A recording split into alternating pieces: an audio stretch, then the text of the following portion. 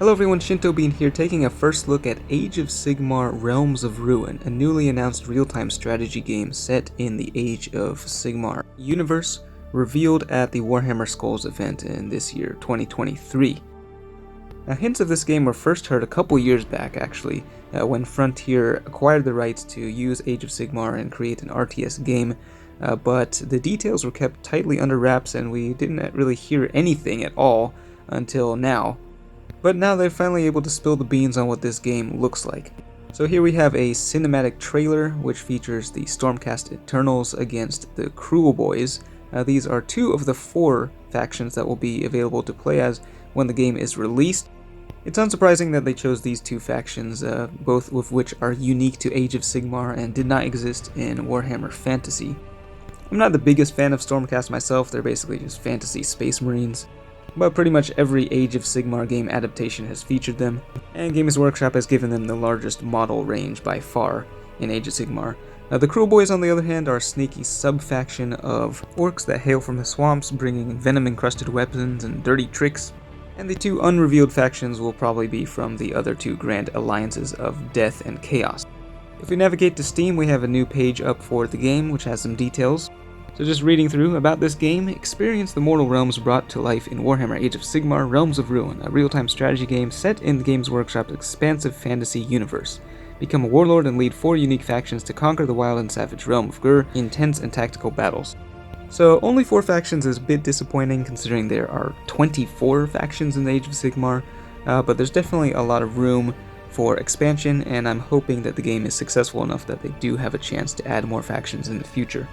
It does look like there will be a full campaign for all 4 of those factions, though.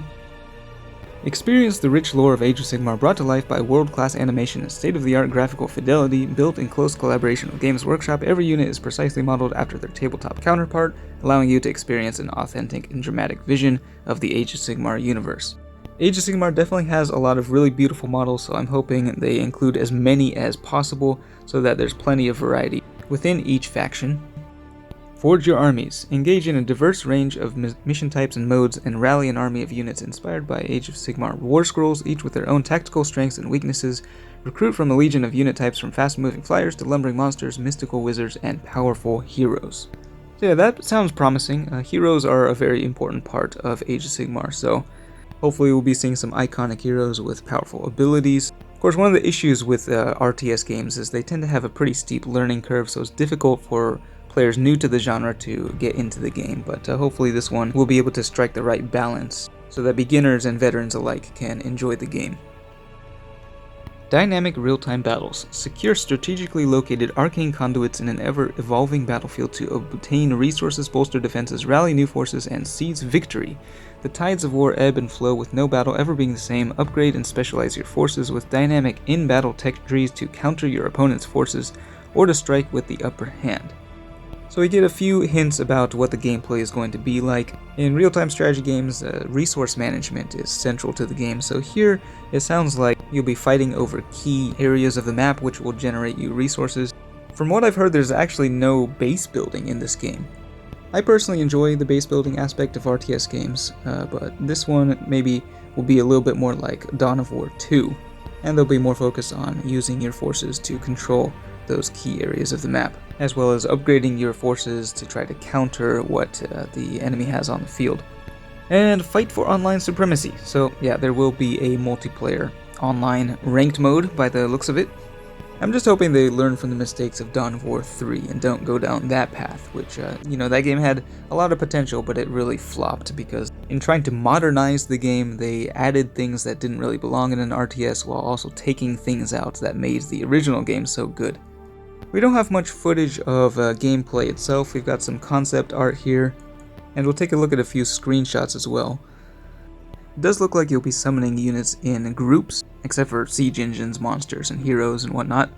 A few lucky people did actually get to watch part of the campaign and see more of the gameplay, and so you can find some articles of people describing that. From the few seconds that we can see here, it looks pretty good. Of course, this is still alpha footage, but the visuals are quite impressive. You can zoom in really close on the units and see them fighting. It does look a little bit slow though.